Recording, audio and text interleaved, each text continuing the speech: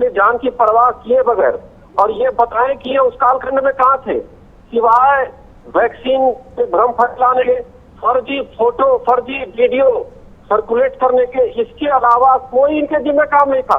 एक सेवा का कार्य कहीं भी पूरे प्रदेश में इन्होंने किया हो तो उसका प्रमाण दिखाएं। हमारे पास 1921 मंडल के, हमारे संगठन के पूरे बाकायदे डिजिटल डायरी है और उसका रिकॉर्ड हम प्रस्तुत कर सकते हैं। कितने मास्क वितरण हुए, कितना सूखा अन्न दिया गया, कितना पका हुआ भोजन दिया गया, कितने ऑक्सीजन सिलेंडर दिए गए, मैं एक एक रिकॉर्ड दे सकता हूँ। और ये जो कोई काम नहीं किया रहता है वो इस तरह की झूठी और थोटी दलीलें बैठ करके जनता के सामने देता है। जनता भली प्रकार जानती है कि जमीन पे कौन लड़ रहा था और ड्राइंग रूम में बैठ करके कौन लड़ रहा था। लेकिन गौरव जी, अगर देखिए गौरव जी, नहीं है। एक सेकंड अरविंद जी, गौरव जी, लेकिन सवाल यहाँ पे ये भी है ना कि अगर भारतीय जनता पार्टी चूंकि विकास के जो दावे कर रही है, काम की जो बात कर रही है और वापसी के जो दावे किए जा रहे हैं, तब तो आप लोगों के जो नेता हैं, जो लोग हैं, जो विधायक हैं, मंत्री हैं, उनको इधर से उधर बिल्कुल नहीं होना चाहिए था। उनको तो बल्कि बने रहना चाहिए था, जो कि आप कह रहे हैं कि हम वापिस आ रहे हैं।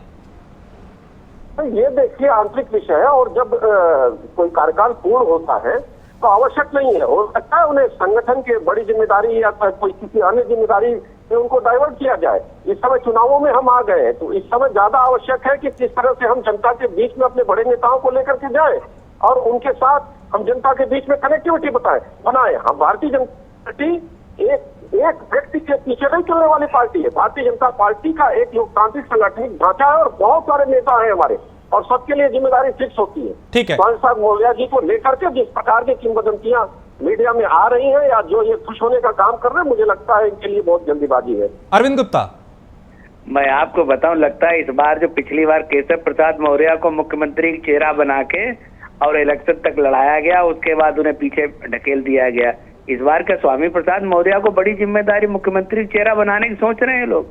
देखिए, काट की हांडी एक बार चढ़नी थी, चढ़ गई, अब ना चढ़ रही है, पहली चीज। दूसरी चीज है, अभी ये कह रहे थे इनके 350 कार्यकर्ता जो मर गए, जो कैसे मर गए? जब आपके स्वास्थ्य मंत्री कह रहे हैं कि ऑक्सीजन की कमी से कोई मरा ही नहीं, तो इनके स्वास्थ्य के ये जो कार्यकर्ता थे 350 कैसे मर गए? दूसरा, इनके ही मंत्री चिल्ला रहे थे इनके भाई जो हैं, उनके भाई को बिना इलाज के मर गए। आप समझ लीजिए, उन्हीं को बाद में बिना इलाज के मरे हैं। और दूसरा, इनके जो विधायक मरे हैं उन्हें बेड नहीं मिला बेड पे, स्वास्थ्य सेवाओं का हॉस्पिटल में बेड नहीं मिला। राजेश अग्रवाल जी हैं बरेली विधायक, उनका बेटा जो है लखनऊ में मरा है।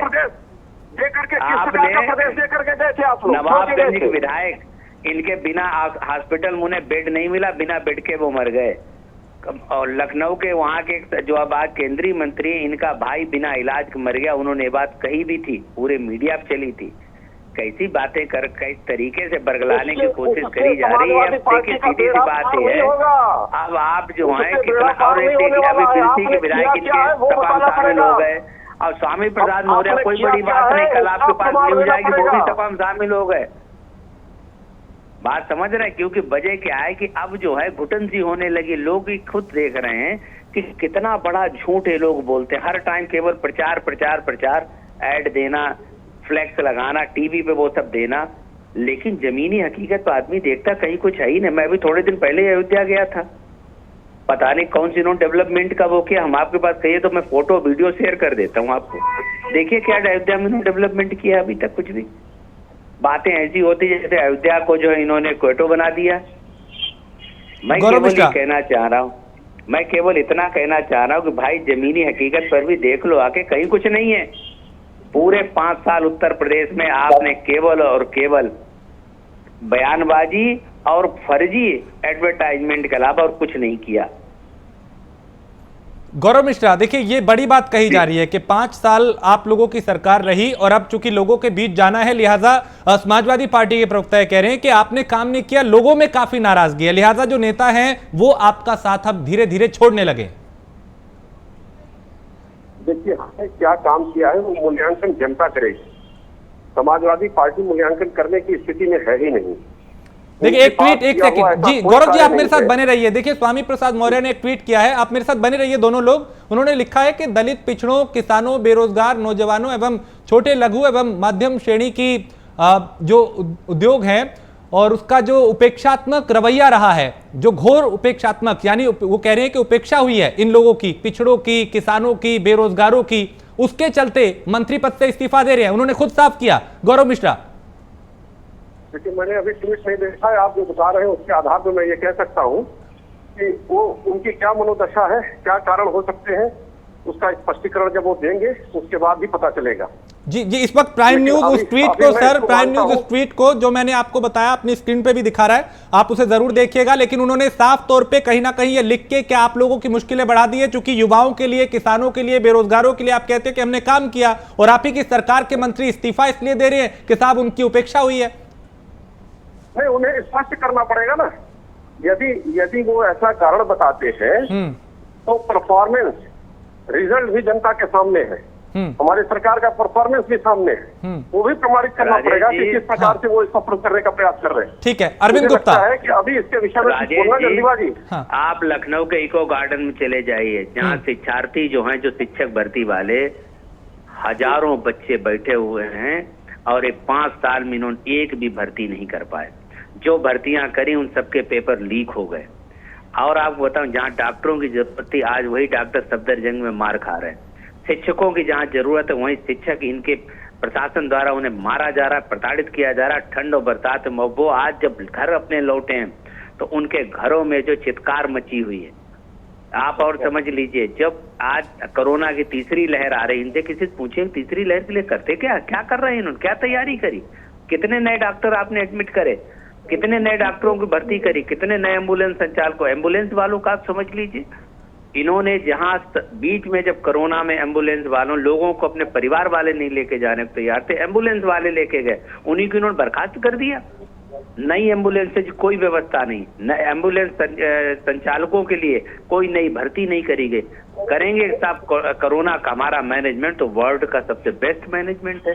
कैसा मैनेजमेंट? गौरव मिश्रा, देखिए विपक्ष तो लगातार इस मुद्दे पे आपको घेरता रहा है, लेकिन जब अब अपना मंत्री आपका इस तरह से खुलेआम सार्वजनिक मंच पे सोशल मीडिया के माध्यम से ये कह रहा है कि साहब इन वर्गों की अपेक्षा हुई है, इनकी उम्मीदों पे हम खरे नहीं उतरे, तो इसको कैसे समझे, मुश्किलें बढ़ेंगी बीजेपी की? नहीं, उसका स्पष्टीकरण उन्हें भी देना पड़ेगा, उसका स्पष्टीकरण उन्हें भी स्पष्ट देना पड़ेगा, क्योंकि वो मंत्री रहे हैं। और यदि उपेक्षा हुई है तो उस उपेक्षा का एहसास इतने विलंब से क्यों हुआ? और दूसरा, मेरा ऐसा मानना है कि ये पार्टी का अभी तक आंतरिक मामला है, इसको दूसरे अर्थ में लेने की आवश्यकता नहीं है। उस क्षेत्र में भी जिस मंत्रालय की आप बात कर रहे हैं, इन सभी विभागों में बहुत बड़े पैमाने पर विकास कार्य हुए हैं और प्रमाणित सत्य है, वो कहने की आवश्यकता नहीं है। लेकिन गौरव जी देखिए, पार्टी का आंतरिक मामला तो सर ये तब होता ना जब अंदर ही बात सिमट जाती। जब वो खुल के इस बात को लिख रहे हैं तो मुझे नहीं लगता फिर ये कोई अंदर की बात है, वो तो खुल के इस बात को कह रहे हैं। देखिए, पार्टी जो स्पष्ट करेगी वो भी स्पष्ट करेंगे, वो भी स्पष्ट करेंगे, पार्टी भी स्पष्ट करेगी। मुझे लगता है कि इसमें जल्दीबाजी करने की आवश्यकता नहीं है और बहुत कयास या आंकलन लगाने की भी आवश्यकता नहीं है। अभी पिक्चर को और साफ होने दीजिए। और अभी रोजगार की बात कर रहे थे, आज विपक्ष के पास कोरोना के अलावा और किसी विषय पर एक शब्द बोलने के लिए इनके पास कोई उपलब्धि नहीं है। कोरोना में भी जो इनका रोल रहा है वो नकारात्मक रहा है, नेगेटिव रहा है, समाज विरोधी रहा है। अपने किए हुए कृत्यों को पर्दा डालने के लिए ये लोग इस तरह की बात कर रहे हैं, जबकि उत्तर प्रदेश की प्रशंसा WHO ने भी की, उत्तर प्रदेश की प्रशंसा दुनिया के अन्य देशों ने भी की। जिस तरह से कोविड का मैनेजमेंट यहाँ पर हुआ, ऑस्ट्रेलिया ने यहाँ की प्रशंसा की, ये इन्हें दिखाई नहीं देता है। आज पूरे उत्तर प्रदेश में 59 मेडिकल कॉलेजेस बन रहे हैं, जिसमें से लगभग 30 के आसपास ऑपरेशनल हो चुके हैं। तो ये इन्हें दिखाई नहीं देता। इंफ्रास्ट्रक्चर के क्षेत्र में इतने बड़े पैमाने मैं आपको बता दूं, से ज्यादा तैयार कर दिया गया, वो नहीं दिखाई नहीं देता। 5 लाख के लगभग सरकारी नौकरियां दी गई ऑन रिकॉर्ड, जो एकदम स्पष्ट है, पारदर्शी तरीके से दी गई। ठीक है अरविंद जी, आप कुछ कह रहे हैं? कोई भी देख सकता है। राजेश जी, मैं इन लोगों को थोड़ा पॉइंट वाइज ले आता हूँ तो ज्यादा अच्छा रहता है। चलिए, मैं कुछ सवाल है उनके जवाब। नमामि गंगे मिशन के तहत क्या गंगा साफ हुई? पहला सवाल। ठीक है, इस वक्त देखिए एक बड़ी जानकारी आ रही है। गौरव मिश्रा, आप दोनों लोग हमारे साथ